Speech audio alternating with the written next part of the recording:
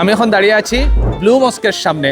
পৃথিবীর ঐতিহাসিক স্থাপত্যের এক নিদর্শন ব্লু মস্ক, যেটি কিনা সুলতান আহমেদ মস্ক নামেও পৃথিবী জুড়ে পরিচিত।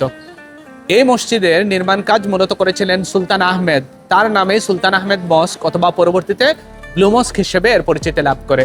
ব্লু মস্ক হিসেবে পরিচিতি লাভ করার পেছনে একটা কারণ ছিল, এই মসজিদের ভেতরে নীল রঙের ইজনিক টাইলস দ্বারা মসজিদটি বেষ্টিত, যে কারণে এই মসজিদের নামকরণের ক্ষেত্রে ব্লু মস্ক পরবর্তীতে চলে আসে। সুলতান আহমেদ 1609 সালে মসজিদের নির্মাণ কাজ শুরু করেন এবং 1616 সালে মসজিদের নির্মাণ কাজ সম্পন্ন হয়।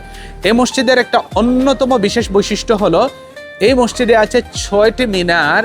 বিশেষ করে ওই সময়টাতে মসজিদ এই 6টি মিনারের জন্য অত্যাধিক বিখ্যাত ছিল, কারণ ওই সময়টাতে 6টি মিনার বেষ্টিত মসজিদ পাওয়া খুব দুষ্কর ছিল।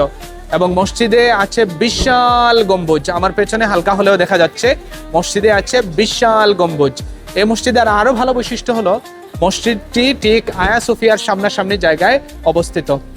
এবং সুলতান আহমেদ সম্ভবত এমনটা কিছু করতে চেয়েছিলেন যে এরকম কোনো নিদর্শন, এরকম কোনো স্থাপত্য যেটি কিনা আয়া সোফিয়াকে টক্কর দিতে পারে, এবং সেটাই হয়েছে। আপনারা দেখতে পাচ্ছেন যে আমার আশপাশ বা পেছনে হাজার হাজার দর্শনার্থী আজকে এই মসজিদটি দেখতে এসেছেন। এবং প্রতিদিনকার ঘটনা এটা, প্রতিদিন তুরস্কের ইস্তাম্বুলে ব্লু মস্ক দেখতে, সুলতান আহমেদ মস্ক দেখতে হাজার হাজার মানুষ এখানে এসে থাকেন।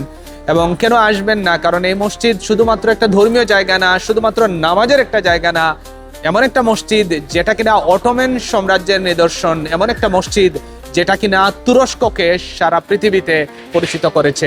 সবাইকে ধন্যবাদ।